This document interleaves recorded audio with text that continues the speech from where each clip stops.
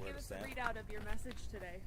You know, I just came by both firehouses to personally let all of the men and women of the Baltimore City Fire Department know. You know, I'm just a representative of a whole lot of people around the state who our hearts go out to them, and they're in our prayers. And I'll be speaking at the funeral on Wednesday, but that's different than, you know, coming to their home and letting them know that we're going to stand by them. It meant a lot to me to be able to spend some time with them. It was really great to see John McMaster, who was here. He's the guy that was in shock trauma, and he's doing so much better. You know, thank God that's one good story. That's he's still got a little bit of a battle to go through, but he's here, and it's, you know, he was in tough shape in shock trauma in critical condition, so it's amazing. But you know, they lost a sister and two brothers that are you know, it's a tough time for these guys, but they told me how much outpouring of support they have been getting from the community, which is wonderful. I'll tell you, they got more food than they ever wanted to eat because everybody keeps, you know, sending their love here to the firehouses, and you know, they're all pulling together. They're all doing pretty well. But I said to them, and I think it's important.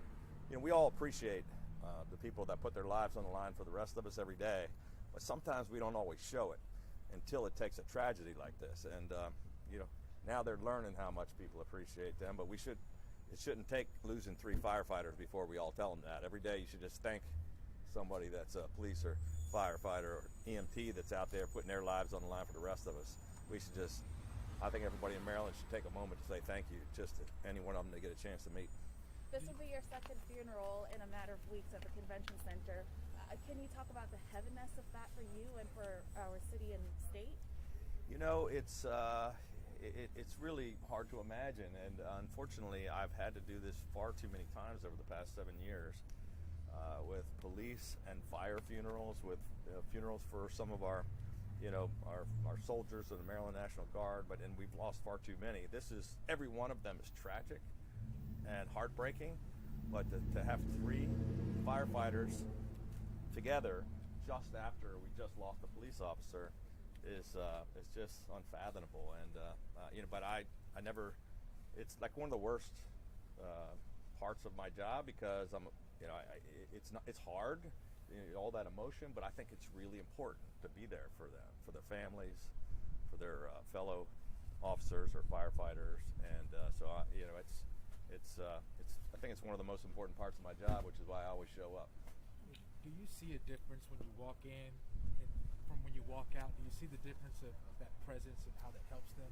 You know, I spent a little time with them, and so when I first come in, you know, I'm sharing with them, you know, that our hearts are broken, that you know, I'm expressing my sympathy. They're all sad. By the time we're leaving, they're laughing and joking, which is, I was trying to get the mood. You know, you can tell it still hurts a lot, but they're great men and women, and they're all coming together. So I think we had a, you know, really nice visit, and I think they were pretty pumped up by the end. Can we talk about Mr. McMaster? He's inside? Yeah, he's inside. I don't know if I gave away a secret, but he, you know, I had talked to him when he was in the hospital. First of all, the mayor and the police, the fire chief reached out to me just after the incident, as soon as we learned of the loss, and you know, the chief told me that John McMaster was in shock trauma, in really bad shape, in critical condition, and we weren't sure what the outcome was going to be. And then a day or so later, I called him in the hospital, and he sounded like he was doing pretty good, like he was in pain, but I was amazed at how well he was able to talk. And then I was shocked to see the next day, when he came out of the hospital, I was watching, you know, the news, following some of your coverage, and I saw him coming out and how he was hugging people. So I got a chance to give him a couple hugs in here, and give him a governor's coin for his, you know, just as a sign of you know, appreciation to him. I gave a certificate honoring the 2 firefighters that they lost for the firehouse for them, and we're gonna have, you know, we're gonna spend some time with the family and some of the other firefighters on Wednesday. But today was more like the immediate brothers and sisters. I think we just wanted to be here with them. Sir, we just heard from the mayor talking about finding a plan in the next couple of weeks to tackle the vacant homes here in the city. I think it's a great idea. So in 2016, I believe, or like maybe have been 15, we announced Project Core when I was running for governor. I saw all these blighted properties, and I said we need to help the city tear them all down. So I think we put $480 million in. We've torn down 5,000 properties, but it's not enough. There were 14,000 altogether.